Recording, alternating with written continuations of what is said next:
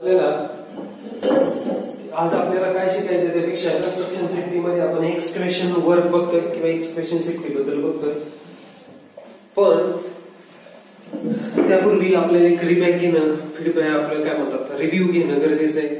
आपण construction safety बघतोय, जगातली सगळ्यात मोठी इंडस्ट्री म्हणून ओळखली जाते. कन्स्ट्रक्शन जगात सगळ्यात जास्त ऍक्सिडेंट आणि लॉस ह्याच इंडस्ट्रीमध्ये होतो. सगळ्यात जास्त ऍक्सिडेंट होण्याची कारण, त्यातलं पहिलं महत्वाचं कारण, या तीनही प्रकारचे लेबर वर्क करतात. Skilled, semi skilled, unskilled. या कन्स्ट्रक्शन मध्ये सगळ्या प्रकारचे वर्क होतात. Civil work, mechanical work, electrical work, excavation work, सगळेच वर्क होतात. त्यामुळे इथे सगळ्याच प्रकारच्या वर्कमुळे वेगवेगळ्या प्रकारचे धोके, वेगवेगळ्या प्रकारचे वर्किंग क्रायटेरिया, वेगवेगळ्या प्रकारचे कोलॅबरेटिव्ह वर्क म्हणजे एकमेकाला संलग्न असणारे वर्क हे चालतात. हे कोलॅबरेटिव्ह वर्क किंवा संलग्न असणारे वर्क एकत्र चालतात. त्यामुळे स्किल, सेमी स्किल्ड, अनस्किल्ड हे तीनही लोक एकत्र काम करतात. त्यामुळं एका वर्कमध्ये चालणारा, एका प्लानमध्ये चालणारं वर्क हे दुसऱ्या प्लानशी असणाऱ्या वर्क, दुसऱ्या प्लानने चालणाऱ्या वर्कशी संलग्न होऊ शकतात, त्यांच्याशी मिक्स होऊ शकतात. जसं एक्झाम्पल, जेव्हा एक्सक्वेशनचं काम चालू असतं कन्स्ट्रक्शन मध्ये, एक्सक्वेशनचं काम चालू असतं तेव्हा शेजारी कुठेतरी स्कॅफोल्ड लावून हाईटचं काम देखील चालू असतं, किंवा तिथे शेजारी कुठेतरी हेवी इक्विपमेंट वापरून, हेवी मशिनरी वापरून दुसरं काम चालू असतं. म्हणून हेवी इक्विपमेंट किंवा मशिनरीच्या वापरामुळे तिथे व्हायब्रेशन तयार होतात आणि जिथे एक्सक्वेशनचं काम चालू आहे तिथे ढासळण्याचा धोका असू शकतो. परत एकदा, इथे कन्स्ट्रक्शन वर्क मध्ये नंबर ऑफ वर्क एकत्र चालतात, नंबर ऑफ प्रकारचे एम्प्लॉई वर्क करतात, नंबर ऑफ प्रकारचे वर्किंग टेक्नॉलॉजी किंवा वर्किंग टेक्निक काम एकत्रच काम करत असतात. त्यामुळे काय होतं, संलग्नीकरणामुळे किंवा कोलॅबरेटिव्ह वर्कमुळे अनेक प्रकारचे कामं एकत्र येतात आणि अनेक प्रकारच्या कामांमध्ये अनेक असणारे धोके हे एकमेकाला रिस्पेक्टिव्ह काम करतात. एक्झाम्पल जे आताच बघितलं, एक्सक्वेशन चालू आहे, शेजारी कुठेतरी हेवी इक्विपमेंटचं काम देखील चालू आहे, क्रेन चालू आहे, जेसीबी चालू आहे, किंवा रोड रोलरचं काम चालू आहे कुठेतरी शेजारी, आणि कुठेतरी शेजारी एक्सक्वेशनचं काम चालू आहे.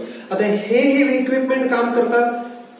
ह्या हेवी इक्विपमेंटमुळे तेथील अर्थमध्ये व्हायब्रेशन तयार होतात आणि त्या व्हायब्रेशनचा इफेक्ट जिथे कुठे एक्सक्वेशनचं काम चालू आहे, जिथे कुठे म्हणजे नियर अबाउट, त्याच्या आसपास डायरेक्ट जिथे एक्सक्वेशनचं काम चालू आहे त्याच्यावर त्याचा परिणाम होऊ शकतो, होतो, आणि ते एक्सक्वेशन ढासळलं जाऊ शकतं व्हायब्रेशनमुळे.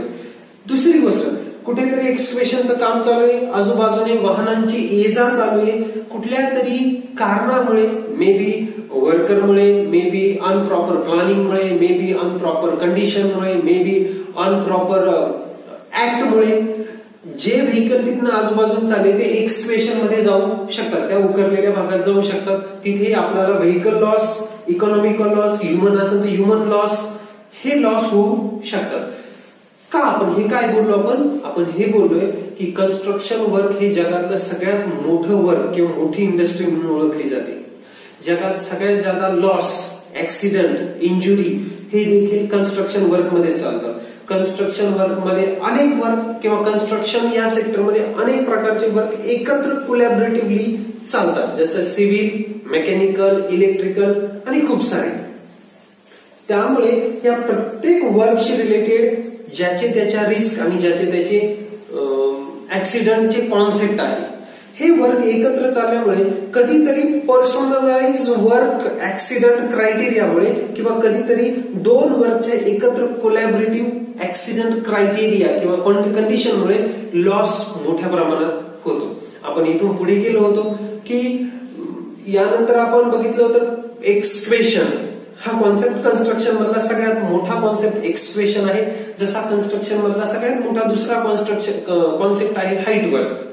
आता जसं आपण वरती काम करत गेलो तर ती देखील हाईट होते, तसं आपण खाली खोदत गेलो ती देखील हाईट होते. म्हणून आपण कन्स्ट्रक्शन मध्ये महत्वाचं काम म्हणून एक्सक्वेशनला महत्व देतो. आता या एक्सक्वेशन मध्ये एक्सक्वेशन इज व्हॉट रिमुव्हिंग अर्थ फ्रॉम अर्थ, हे आपण जनरली बघितले. तसं by the help of machine or human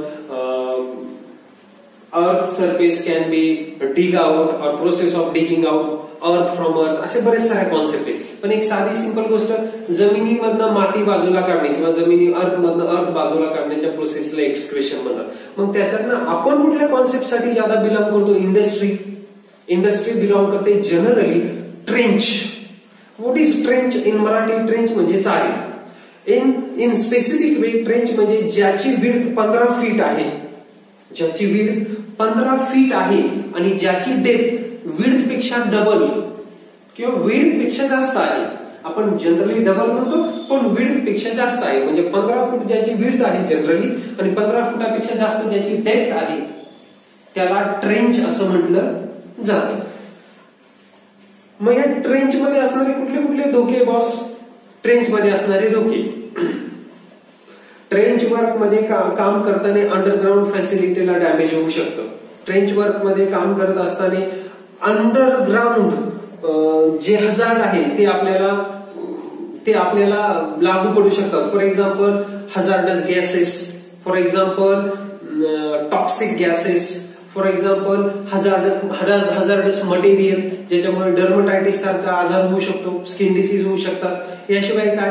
Fehling of object in trench, falling of material in trench, falling of person in the trench, falling of that material in the person who work in the trench, accumulation of water, पाणी जमा होऊ शकतं trench मध्ये, व्हायब्रेशनमुळे trench ढासळू शकतो.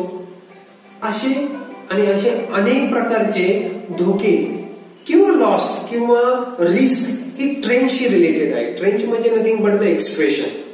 पण यापेक्षाही अनेक सारे धोके आहेत. हे आतापर्यंत आपण कन्स्ट्रक्शन मधील एक्सक्वेशन म्हणजे कन्स्ट्रक्शन या सेफ्टी मधील जे एक्सक्वेशन वर्क बघितलं, त्यातला हा एक छोटासा कॉन्सेप्ट बघितला की ह्या पद्धतीने आपण एक्सक्वेशनचा वापर करतो. मग यामधनं सेफ राहण्यासाठी किंवा इथे काम करताना आता ट्रेंच मध्ये होणाऱ्या धोक्यांमुळे कुठला लॉस होतो? पहिला लॉस, तिथे काम करणाऱ्या लोकांना इजा होऊ शकते. पहिला लॉस.